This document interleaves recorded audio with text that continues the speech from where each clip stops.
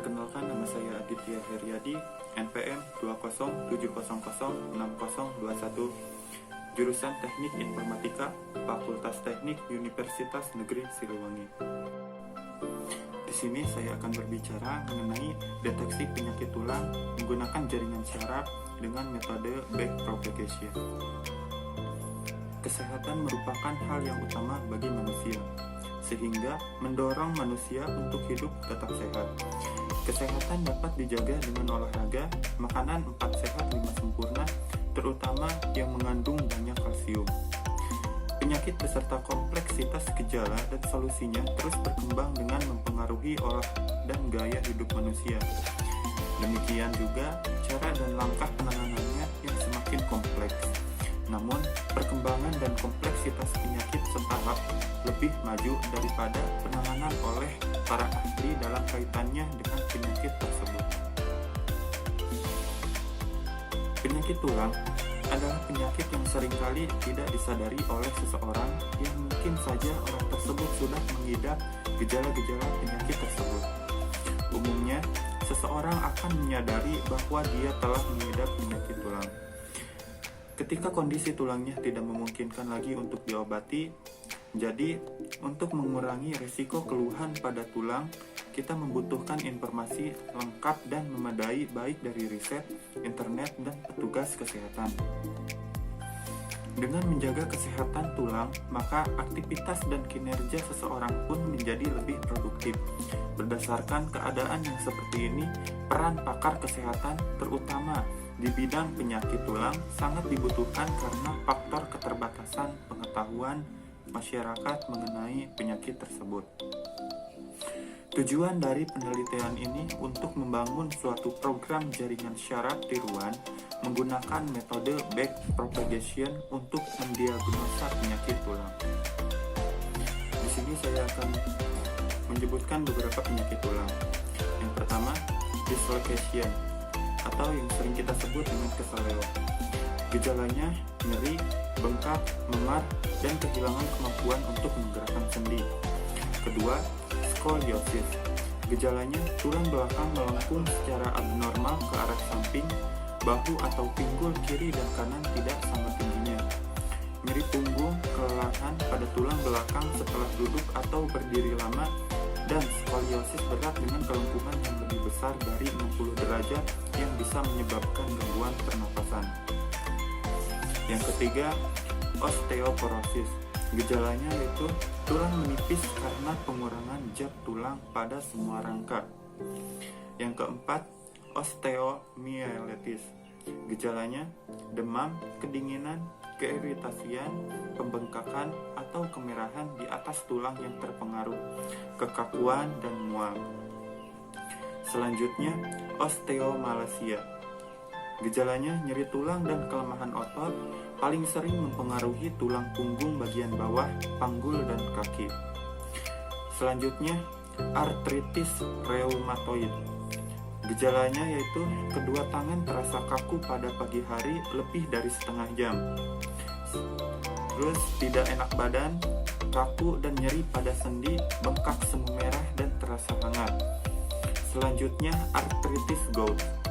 Gejalanya nyeri sendi secara mendadak, biasanya di waktu malam hari, nyeri berdenyut atau sangat sakit dan bertambah nyeri bila bergerak sedikit saja. Kemerahan dan bengkak pada sendi yang terkena, demam, kedinginan, dan lemah mungkin menyertai serangan. Selanjutnya, kanker tulang. Sering terjadi pada anak-anak dan remaja. Gejalanya rasa sakit pada tulang, awalnya hanya muncul di malam hari atau ketika beraktivitas. Selanjutnya, leukemia mieloid akut. Gejalanya nyeri tulang, kulit pucat, mudah memar, sesak napas, demam, kelelahan, sering infeksi, penurunan berat badan, pendarahan dari gusi, mimisan, dan pendarahan yang tidak biasa lainnya. Nah, sekarang saya akan menjelaskan mengenai jaringan syaraf tiruan backpropagation. Dengan layar tunggal memiliki keterbatasan dalam pengenalan pola. Kelemahan itu biasa ditanggulangi dengan menambahkan satu atau beberapa layar tersembunyi antara layar masukan dan layar keluaran. Meskipun penggunaan lebih dari satu layar tersembunyi memiliki manfaat untuk beberapa kasus, tapi pelatihannya memerlukan waktu yang sangat lama. Maka umumnya orang mulai mencoba dengan sebuah layar tersembunyi terlebih dahulu, seperti halnya metode jaringan syarat tiruan yang lain. Backpropagation melatih jaringan untuk mendapat keseimbangan antara kemampuan jaringan untuk mengenali pola yang digunakan selama pelatihan serta kemampuan jaringan untuk memberikan respon yang benar terhadap pola masukan yang serupa, tapi tidak sama dengan pola yang dipakai selama pelatihan. Arsitektur backpropagation. Di dalam jaringan backpropagation, setiap unit yang berada di lapisan input terhubung dengan setiap unit yang ada di lapisan tersembunyi. Hal serupa berlaku pula pada lapisan tersembunyi. Setiap unit pada lapisan tersembunyi terhubung dengan setiap unit yang ada di lapisan output. Jaringan syaraf tiruan backpropagation terdiri dari banyak lapisan. Yang pertama, lapisan input, berisikan satu buah. Lapisan input terdiri dari neuron atau unit input mulai dari input 1 sampai unit input n.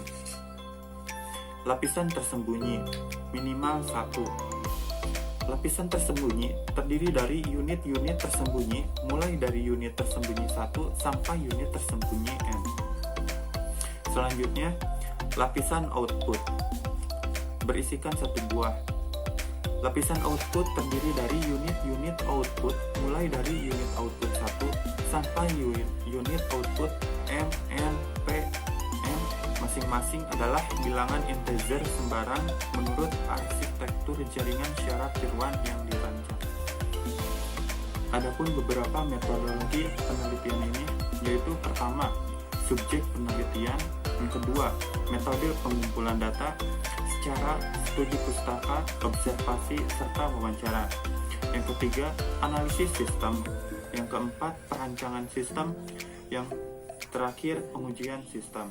Pada tahap implementasi, rancangan PROM dibuat sebuah software atau aplikasi menggunakan Borland Delphi 7.0 dan AlphaTest, yang di dalamnya terdapat menu login, menu utama, submenu jaringan syaraf tiruan, PROM menu input data pasien, PROM menu input data penyakit, PROM menu input data gejala, PROM menu input data penyebab, PROM menu input data solusi.